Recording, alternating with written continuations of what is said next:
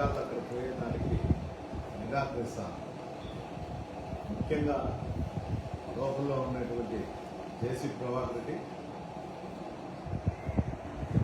నేను ఇప్పుడు తాడిపత్రికి పోవాలనేది అతనికి తెలిసిన, పోలీస్ అధికారులకు తెలిసిన, అతనికి ఇంటిమేషన్ ఇస్తాను. ఆ ఇంటిమేషన్తో అతను కొంతమందిని ప్రోగు చేసి వాళ్ళతో ఏదో గలాట చేస్తామని ఒక మెసేజ్ డిపార్ట్మెంట్ పంపించి, డిపార్ట్మెంట్ ఏదో జరుగుతుంది అనే దాని కింద నన్ను నిలబెట్టడం జరుగుతుంది, అవసరం చేయడం జరుగుతుంది. నేను ఇవన్నీ చూసి కూడా నేను హైకోర్టు పోయి పర్మిషన్ తెచ్చినప్పుడు జిల్లా అధికారులు దీనిపైన ఎలాంటి యాక్షన్ తీసుకోకుండా కనీసం నన్ను పంపించడానికి కూడా ప్రయత్నం కూడా చేయకపోకుండా ఏమని అడిగితే ఏదో కాదు చెప్తాను. ఇప్పుడు కూడా నాకు కాదు చెప్పేది ఏమంటే, వైజాగ్ ప్రధానమంత్రి వస్తారు, ఆయనకు సెక్యూరిటీ అనిపించదు ఇక్కడ నుండి బందోబస్తు పంపినా, అందువల్ల నేను నీకు ప్రొవైడ్ చేయలేకుండా అది పోయిన తర్వాత నేను చూస్తా అని చెప్తాను. ఈ విధంగా నాకు 7 సార్లు పెట్టారు. నాకైతే వీళ్ళు పంపిస్తారు అనే నమ్మకం అయితే లేదు. ప్రభాకర్ రెడ్డి ఏం చెప్తే దాంట్లోనే నడుచుకుంటారు అంటారు. ఇది ప్రజాస్వామ్యం. పోలీస్ అధికారులు అయితే అందరికీ నీతులు చెప్తాను, వాళ్ళకి దీని గురించి తెలుదా? ప్రజాస్వామ్యం విలువలు దీని గురించి తెలుదా?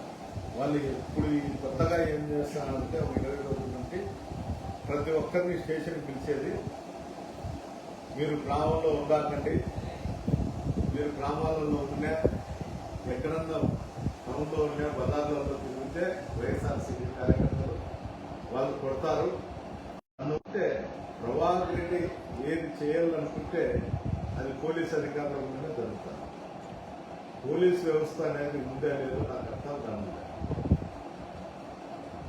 ఇంత దారుణంగా కాదండి. ప్రభాకర్ రెడ్డి ఏం చెప్తానంటే, అప్పుడప్పుడు నువ్వు తాడిపత్రిగా రాజకీయాన్ని చేస్తే మేము కూడా చూస్తాము అని చెప్తాను. అయ్యా, నేను తాడిపత్రికి వచ్చాక ఎప్పుడు సంతృప్తంగా కూడా నువ్వు నన్ను చూసి భయపడి ప్రజలు పోలీసును ఆశ్రయిస్తాను. నీ హైదరాబాద్ నాకు తెలుసు, నీతో ఏమీ కాదు. ఎవరన్నా లేనప్పుడు, ఏదన్నా ఉన్నప్పుడు ఆ గుంపు చేయడము, దాన్ని పోలీసులతో లాండ్ ప్రాబ్లం వస్తుందని చెప్పి చేయడము నీ కథలు, నీ కథ అందరికీ తెలుసు. తాడిపత్రిలో 50 సంవత్సరాలు ఉన్న ప్రతి ఒక్కరికి నీ చరిత్ర తెలుసు. నువ్వు ఆలోచన చేయాల్సిన అవసరం లేదు. నీ హైదరాబాద్తోనే ఇంతవరకు సాగింది. నేను ఖచ్చితంగా తాడిపత్రికి అయితే వస్తా, ఖచ్చితంగా ఈ రోజు కాకపోతే రేపు కాకపోతే ఉంటాను. నువ్వేం కలలు కనాల్సిన అవసరం లేదు, దాంట్లో ఇబ్బంది పడాల్సిన అవసరం లేదు.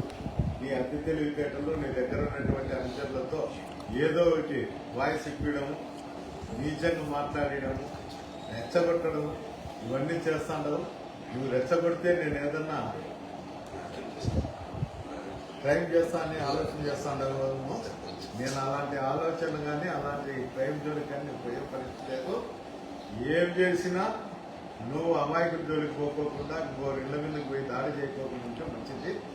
అక్కడ అధికారుల మీద కూడా నువ్వు ప్రెజర్ తీసుకొచ్చి వైఎస్ఆర్సీపీ కార్యకర్తలను ఊడిపించేదానికో, అప్పుడు కేసులు పెట్టించేదానికో, మీ దగ్గర ఉన్నటువంటి ఏఎస్పీ గారికి కూర్చొని పంచాయతీలు చేసుకొని ఎవరిని కేసులో పెట్టాలా, ఎవరిని కేసులో పెట్టకూడదని కోరుకొని ఆ ఏఎస్పీ గారి మీ ఆలోచనే ఏఎస్పీ గారికి ఆలోచన, అంతకు మించి ఏదేది ఏం లేదు. అతను వచ్చి అది ఉద్యోగం చేసింది ఏదో ఒక ఐపీఎస్ అధికారి డిఎస్పీకి వచ్చినాడంటే తాడిపత్రి ప్రజలంతా సంతోషించారు. ఇక్కడ నాడ కాపాడుతాడు అనేది ఈరోజు ఆ పరిస్థితి లేదు. విచ్చలు విడిగా గంజాయి, మటక, గ్యాంబ్లింగ్ ఉంది. దీనికంతా ప్రభాకర్ రెడ్డి అనుచరులే ఇవన్నీ చేస్తున్నారు. ఆ లబ్ధి చెందుతారు కాబట్టి వాళ్ళ ఇంటి చుట్టూ కూడా ఒక సైన్యాన్ని పెట్టుకొని ఆ సైన్యాన్ని పెట్టుకొని నువ్వు ఎందుకు అరాచకాలు చేస్తావు. ఈ సైన్యము నువ్వు ఎవరు ఏమి చేయలేరు. ఆ పరిస్థితి వచ్చినప్పుడు ఆ దేవుడు కూడా ఇవన్నీ కాపాడలేడు.